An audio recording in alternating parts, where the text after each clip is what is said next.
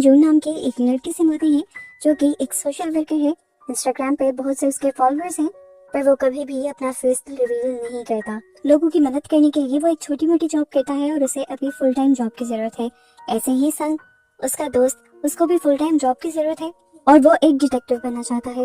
रात को इन दोनों की मुलाकात होती है इनकी बिल्डिंग में ही एक नई लड़की से जो कि एक्ट्रेस बनना चाहती थी। वो इन दोनों को बहुत अच्छे से हाय बाय कहती है और इनका नंबर लेकर चली जाते हैं। और तभी कुछ ही देर में उस लड़की के पास एक मैसेज आता है एरिश्की गेल नाम के एक अकाउंट से। वो उससे उसकी जिंदगी का मकसद पूछते ही वो लड़की उसे जवाब देने लग जाती है और तब उस अकाउंट से उसे एक अजीब सा मैसेज आता है जिसमें लिखा हुआ था ये सारे काम दुनिया का बस एक भ्रम है। यहीं पर इनकी बात चलती रहती है और हमें दिखाया जाता है कि यही लड़की अब रात को जून को भी मैसेज करती है, लेकिन वो ना उसका मैसेज खोलता है और ना ही रिप्लाई करता है। अब अगला दिन स्टार्ट हो जाता है और जून एक साइकोलॉजिस्ट से मिलता है जिसका नाम है मिस पार्क। वो भी जून की तरह लोगों की मदद करती है, फ्री में लोगों को सेशंस देकर। कुछ देर वो भी मिस पार्क से बातें करता है और इसके बाद मिस पार्क के स्टॉल की एक पिक्चर लेकर वो अपने इंस्टाग्राम पे लगा देता है ताकि अगर किसी को भी फ्री में मदद चाहिए हो तो वो यहाँ पर आ जाए। अब इसी रात हम देखते हैं कि जब संग जून से मिलने के लिए आता है तो वो देखता है कि उनकी बिल्डिंग के पास कोई था जिसके हाथ में एक कैमरा भी था। साफ लग रहा था कि वो खुफिया तरीके से किसी की पिक्चर्स ले रहा था, लेकिन संग क्या था कि वो यहाँ से चला गया। अब संग और जून मिले और जून ने बताया कि रात ही मुझे मेरी नेबर का मैसेज आया था, वो मिलना चाहती थी, मदद चाहती थी, पर मैंने उसे रिप्लाई नहीं किया। संग उसे कहता है तुम्हें रिप्लाई करना चाहिए था। अभी ये लोग बात करते हुए बाहर आए ही थे कि इन्हें एक शॉकिंग न्यूज ये पता चली कि उस लड़की ने सुसाइड कर ली थी। यह जानकर सबसे ज्यादा दुख जून को होता है क्योंकि अब उसे ये लगने लगा था कि उसके नेबर की मौत उसकी वजह से हुई है। अगर वो मदद करने के लिए चला जाता तो शायद आज वो जिंदा होती। पुलिस के इन्वेस्टिगेशन के बाद वो अब अपनी नेबर के घर पे आ जाता है, उसके रूम में आ जाता है और उसके अकाउंट्स चेक करने लगता है। उसे पता चलता है कि लास्ट टाइम उसके नेबर को एरिश्की गेल नाम के अकाउंट से मैसेजेस आए थे। उसने उससे बात की थी। ये मैसेजेस पढ़कर उसे साफ लग रहा था कि इन्हीं की वजह से उस लड़की ने सुसाइड की होगी। सन को भी वो ये बात बताता है कि इस अकाउंट से मैसेज आने के बाद उसने अपनी जान ले ली थी। ये लोग अब उसी अकाउंट पर मैसेज करते हैं और पूछते हैं कि आखिर तुमने हमारी नेबर के साथ किया क्या। पर रिप्लाई आता है मैंने कुछ नहीं किया, ये सब तो गॉडेस ऑफ डेथ ने किया है जिससे कोई बचकर नहीं जा सकता। इस अकाउंट की ऐसी बातों से इनका शक अब हकीकत में बदलने लगा था। ये लोग इस अकाउंट के बारे में जाकर डिटेक्टिव को बताते भी हैं, लेकिन डिटेक्टिव जवाब में कहते हैं तुम्हारी नेबर ने सुसाइड की है, सारी पोस्टमार्टम रिपोर्ट भी आ चुकी है और इसके पीछे कोई जिम्मेदार नहीं। वो जून और संग की बात समझ ही नहीं रहे थे, इसलिए जून और संग ने फैसला किया कि वो दोनों खुद ही इस लड़की को इंसाफ दिलवाएंगे और यही इसकी मांगी हुई मदद का आखिरी जवाब होगा। अब एरिश्की गेल के बारे में और जानने के लिए ये लोग एक हैकर के पास जाते हैं जो इस अकाउंट का एड्रेस जानने की कोशिश करती है, पर नाकाम हो जाती है क्योंकि जो भी ये अकाउंट चला रहा था वो वीपीएन का इस्तेमाल करता था। लेकिन हाँ, एक बात का वो पता जरूर चला लेती है कि एरिश्की गेल जिसको भी मैसेजेस करता है उसके बाद अगले दिन या दूसरे दिन उस इंसान की मौत हो जाती है। यानी वो एक साइको सीरियल किलर था जो डिजिटली बिना सबूत छोड़े लोगों को मार रहा था। इसी दौरान हम देखते हैं कि सामने वाली बिल्डिंग से कोई आदमी चुपके से इनकी पिक्चर्स ले रहा था। ये वही आदमी था जो उस दिन संग से भी टकराया था। इस टाइम जून और संग बहुत ज्यादा कंफ्यूज थे। अगले दिन वो उसी साइकोलॉजिस्ट के पास जाते हैं जिससे वो पहले भी मिले थे। ये लोग यहाँ आकर मिस पार्क से सवाल करते हैं कि क्या कोई इंसान बातें कर करके किसी दूसरे इंसान को ऐसी सिचुएशन तक ला सकता है कि वो अपनी जान ले ले। मिस पार्क कहती है हाँ, जिसकी साइकोलॉजी पर अच्छी पकड़ होगी वो ऐसा कर सकता है और हमें ऐसे लोगों से बचकर रहना चाहिए। ये बातें जानकर वो लोग भी डर जाते हैं और अब अपने एक यूट्यूबर दोस्त के पास जाते हैं। वो उसे सारी बात बताते हैं कि इस तरह एरिश्की गेल के अकाउंट से जिसको मैसेज आता है वो अपनी जान ले लेता है। वो कहता है कि प्लीज इसके बारे में एक ब्रॉडकास्ट करो ताकि ज्यादा से ज्यादा लोगों की जान बचाई जा सके। अब ये लोग ये सब करके निकले ही थे कि इन्हें नूरी का मैसेज आया, उसी हैकर का जो उसे अपने ऑफिस बुला रही थी। वो बताते हैं कि एरिश्की गेल का उसे भी मैसेज आया था, पता नहीं कैसे, पर एरिश्की गेल को ये पता चल गया था कि ये लोग उसके बारे में पता चलाने की कोशिश कर रहे हैं। और अब एरिश्की गेल ने उससे पूछा था कि तुम्हारी लाइफ का मकसद क्या है। इन सारी बातों के बाद नूरी बताती है कि मुझे साफ पता है कि इस टाइम कोई ना कोई हम पर नजर रखे हुए है। नूरी की बातों के बाद ये और ज्यादा परेशान हो जाते हैं, अपने लिए भी और नूरी के लिए भी, क्योंकि नूरी एक लड़की थी। खैर ये लोग जब बाहर जाते हैं तो देखते हैं कि सामने वाली बिल्डिंग के ऊपर एक लड़का अभी भी इनकी तस्वीरें ले रहा था। इस लड़के को इन्होंने कई मर्तबा देख लिया था और एक मर्तबा तो रंगे हाथों पकड़ने की कोशिश भी की थी, लेकिन तब वो लड़का इनके हाथ से निकल गया था। अब ये लोग जल्दी से नूरी को कॉल करते हैं और बताते हैं कि वो लड़का तुम्हारी बिल्डिंग के ऊपर है। नूरी जल्दी से बिल्डिंग के ऊपर जाकर उस आदमी को पकड़ लेती है, जिसके बाद ये उसे पकड़कर अपने घर पर लेकर आते हैं। एक तो मर्तबा थप्पड़ मारने के बाद वो लड़का सब उगल देता है कि मैं जो कुछ भी कर रहा हूँ वो अरेश की गिल के लिए कर रहा हूँ। मैं उसे पर्सनली नहीं जानता, लेकिन एक दिन मुझे उसका मैसेज आया था। वो मेरे बारे में वो कुछ भी जानती है जो मैंने अपने आप से भी छुपा कर रखा, और इन्हीं सब चीजों की वजह से वो मुझे ब्लैकमेल करके मेरे से सारे काम करवा रही है। अभी तक तो इन लोगों को उस पर तरस आ रहा था, लेकिन जो अगली उसने बात बोली उसकी वजह से संग और जून को उसके ऊपर बहुत गुस्सा आया कि यहाँ तक कि दोनों ने उसे मारना शुरू कर दिया। वो कहता है असल में दूसरों की लाइफ पर नजर रखना मेरी हॉबी भी है। बस यही वो बात थी। उसके बाद जब ये दोनों उसे मारने की कोशिश करते हैं तो नूरी उन्हें रोक देती है।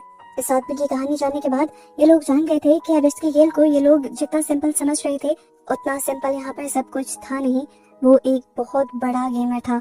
इससे पहले कि ये लोग और इन्वेस्टिगेशन कर पाते, अगली सुबह इन्हें डिटेक्टिव की कॉल आती है, जिसमें इन सब के लिए एक खुशखबरी थी। डिटेक्टिव बताते हैं कि तुम्हारे अलावा भी हमें कई लोगों ने अरेश की खेल की कंप्लेन की। हमने फौरन इन्वेस्टिगेशन शुरू कर दी और जब हमें उसके घर का पता चला तो हम उसके घर उसे पकड़ने के लिए गए, लेकिन उससे पहले कि हम उसे पकड़ पाते हमने देखा कि वो पहले से ही सुसाइड कर चुका था। ये सुनकर जून की सांस में सांस आती है और अब डिटेक्टिव उसे कहते हैं तुम्हें भी परेशान होने की और ज्यादा जरूरत नहीं, अब बस ये अपने अंदर का डिटेक्टिव बंद करो और जाओ जाकर कोई काम धंधा ढूंढो। ये बात वो जाकर रात में अपने दोस्तों को बताता है, यानी संग को और नूरी को, लेकिन नूरी कहते हैं मुझे इस बात पर बिलीव नहीं, मैं नहीं मानती कि इतना बड़ा किलर इतनी आसानी से अपनी जान ले ले। नूरी की ये सारी सोच सही भी निकलती है। रात में जब नूरी सो रही होती है तो दोबारा उसे अरेश की गिल के अकाउंट से एक मैसेज आता है और हमें अब समुंदर के पास खड़े हुए अरेश की गिल को भी दिखाया जाता है। इस टाइम उसकी शक्ल तो हमें नहीं दिखाई गई, लेकिन हाँ ये जरूर दिखा दिया गया कि वो जिंदा ही था। यहीं दूसरी तरफ जन का वो यूट्यूबर दोस्त जन को कॉल करता है और बताता है कि अरेश की गिल अब सब लोगों के सामने आ गया है और उसने एक बहुत बड़ी ब्रॉडकास्ट करने का फैसला किया है जिसे हजारों बच्चे ज्वाइन करने वाले हैं। ये बात सुनकर जून और संग को पता चल गया था कि अब अरेश की गिल एक ही साथ कई हजार बच्चों को अपना निशाना बनाने वाला है। वो फौरन इस बारे में नूरी को बताना चाहते थे क्योंकि नूरी ही वो थी जो हैकिंग करके इन सारी चीजों को रोक सकती थी। पर जैसे ही संग उसे कॉल करता है तो नूरी बहुत ही अजीब सी आवाज में उसे कहती है अब मैं इस पर कोई काम नहीं करना चाहती। उसकी आवाज में अजीब दर्द था जो संग ने महसूस कर लिया था। संग को लगा कि कुछ गड़बड़ है, इसलिए वो फौरन जून को लेकर वहां पर गया और जाकर क्या देखा कि नूरी ने सुसाइड करने की कोशिश की थी। वो तो ये लोग ठीक वक्त पर पहुंच गए और एम्बुलेंस को बुलाने का इन्हें मौका मिल गया, पर जान उसकी अभी भी खतरे में थी।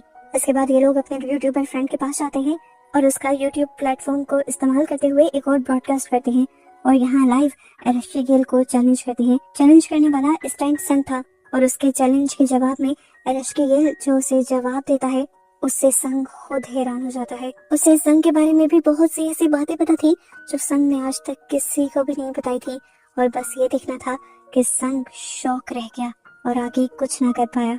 अरेश की गिल अब संग को बिल्कुल अपने कंट्रोल में कर चुका था। वो उसे एक तरह से कह लें कि हिप्नोटाइज कर चुका था। जून भी जो ये लाइव ब्रॉडकास्ट देख रहा था संग की और अरेश की गिल की चैट देखकर वो फौरन संग के पास आ जाता है और देखता है कि संग बहुत बुरी हालत में है और अपने आप को मारने वाला है, लेकिन वो उसे होश में लाकर उसे अरेश की गिल के हिप्नोटाइजेशन से आजाद करवाकर उसकी जान को बचा लेता है और उसके बाद वो नूरी से मिलने के लिए आता है। नूरी उसे बताती है कि जब मैं अरेश की गिल से बात कर रही थी तो मुझे ऐसे लगा कि जैसे किसी ने मेरी जिंदगी को कंट्रोल में ले लिया हो। उसने मेरी सोच को इतना नेगेटिव कर दिया था कि मुझे अपनी जिंदगी में किसी भी चीज का कोई मकसद नजर नहीं आया और मैं सुसाइड करने पर मजबूर हो गई।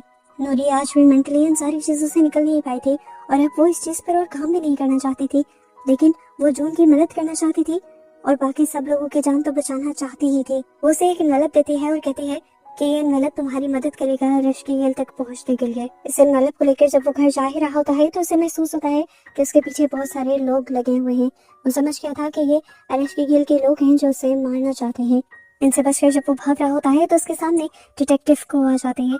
वो डिटेक्टिव को सब कुछ बताता है कि किस तरह बहुत से लोग उसका पीछा कर रहे हैं उसे पकड़ने के लिए, नुकसान पहुंचाने के लिए, लेकिन यहाँ उसकी बातें सुनने के बाद डिटेक्टिव को खुद ही अपनी जेब से गन निकालकर उसे गन पॉइंट पे ले लेते हैं और फिर उसे किडनैप कर कर एक अजीब सी जगह में ले आते हैं और यहाँ रिवील होता है कि असल में डिटेक्टिव को भी एरेस्ट्री गेल की ब्लैकमेलिंग का शिकार हो चुके थे। और जब उन्होंने ये खबर फैलाई कि एरेस्ट्री गेल मारा जा चुका है, तब वो जून को बस वार्न करना चाह रहे थे कि वो एरेस्ट्री गेल के खिलाफ अपनी ये डिटेक्टिवनेस छोड़ दे।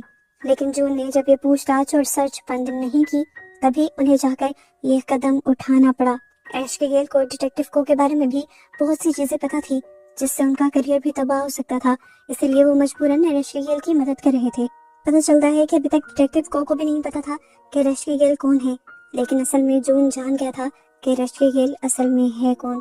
नूरी ने जो उसे एनवेलप दिए थे उसमें एरेस्ट्री गेल की असल आइडेंटिटी थी और वो कोई और नहीं बल्कि मिसबाह की थी, जो हमेशा जून से एक मसीहा बनकर मिल रही थी। इससे पहले कि जून उससे कोई सवाल करता, मिसबाह खुद ही बोलना शुरू करती है और कहती है, याद है आज से 3 साल पहले तुमने एक रेस्टोरेंट के बारे में गलत फीडबैक दिया था। एक रेस्टोरेंट का खाना तुम्हें खराब लगा था और फिर तुम्हें पता है इसके नतीजे में क्या हुआ था? हजारों लोग तुम्हें फॉलो करते थे।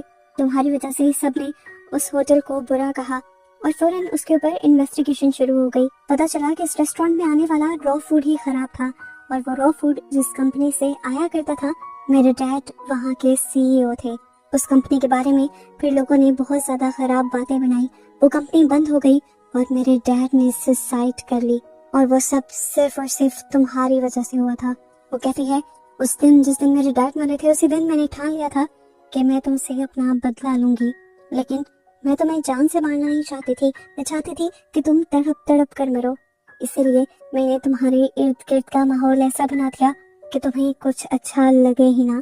तुम चारों तरफ देखो तो तुम्हें मौत की खबरें मिले और इस सब के लिए मैंने एक एरेस्ट्री गेल नाम से अकाउंट बनाया। तुम्हारे आसपास के लोगों के लिए मैं तुम्हारे आसपास के लोग तुम्हारे दोस्तों से उस अकाउंट से बातें करने लगी। वहाँ पर मैं एक म्यूजिक चलाती थी जिससे तुम्हारे दोस्त हिप्नोटाइज होकर पूरी तरह मेरे बातों में आ जाते थे और फिर मैं उनके जहन में इतनी नेगेटिव थॉट्स डाल देती थी कि वो मरने पर मजबूर हो जाते थे। और सिर्फ एक इंसान से बदला लेने के लिए उस साइको ने इतने सारे लोगों की जान ले ली। अब जून उससे सवाल करता है कि तुमने मुझसे बदला लेने के लिए कितने मासूमों की जान ले ली और तुम्हें क्या लगता है ये सब कर तुम्हें इंसाफ मिल गया? वो कहती है, पता नहीं, लेकिन देखो तुमने मुझे एक इंसान से एक मॉन्स्टर बना दिया और मैंने कितने मासूम लोगों की जान ले ली। ये सुनकर जून अपना सिर झुका लेता है और फिर उससे उसके किए की माफी मांगता है। वो कहता है, मुझे नहीं पता था कि तुम्हारे डैड मेरे एक छोटे से कदम की वजह से इतना बड़ा कदम उठा लेंगे, अपनी जान ही ले लेंगे। अगर मुझे पता होता तो मैं ऐसा कभी ना करता। मैंने तो जो किया था वो सभी लोगों की भलाई सोचकर किया था। मुझे लगा था कि कंपनी अपना म्यार ठीक कर लेगी और सब कुछ ठीक हो जाएगा, पर यहाँ तो सब उलट हो गया। जून उससे कहता है, अब तो जो हो गया सो हो गया, तो मुझे मार दो और ये सब कुछ खत्म कर दो। पर मिसबाह कहती है, अभी नहीं। वो यहाँ पर किसी को मैसेज करती है और जून को बताती है कि अब तुम्हारे दोस्त संग की भी जान खतरे में है। दूसरी तरफ दिखाया जाता है कि संग को मारने के लिए बहुत सारे लोग वहाँ पहुंच जाते हैं। वो संग को मार मार कर जख्मी भी कर देते हैं, लेकिन इससे पहले कि वो उसकी जान ले लेते, नूरी यहाँ पर आकर उसकी जान बचा लेती है। और यहाँ हमें पता चलता है कि वो एक हैकर होने के साथ साथ बहुत अच्छी फाइटर भी थी। जबकि दूसरी तरफ एरेस्ट्री गेल यानी मिसबाह दोबारा से एक ब्रॉडकास्ट करने वाली थी, जिसके जरिए वो अभी भी बहुत से लोगों को मारने का प्लान कर रही थी। लेकिन यहाँ जून आकर उसे रोकता है और कहता है, ऐसा मत करो, लेकिन वो रुकती नहीं। तब जून कहता है, तुम जो मर्जी करती रहो, लेकिन अब तुम्हारी ये ब्रॉडकास्ट कोई ज्वाइन नहीं करेगा, क्योंकि इस टाइम मेरी शर्ट के बटन में एक स्पाई कैम लगा हुआ था, जिससे तुमने जो कुछ भी कहा वो लाइव स्ट्रीम के जरिए सभी लोगों को पता चल गया है। तुम्हारी हकीकत अब खुल चुकी है। जैसे ही उसे समझ आता है कि अब मेरा खेल खत्म हो गया, तो वो अपनी जान लेने की कोशिश करती है और जहाँ पर खड़ी होती है वहीं से जंप कर देती है।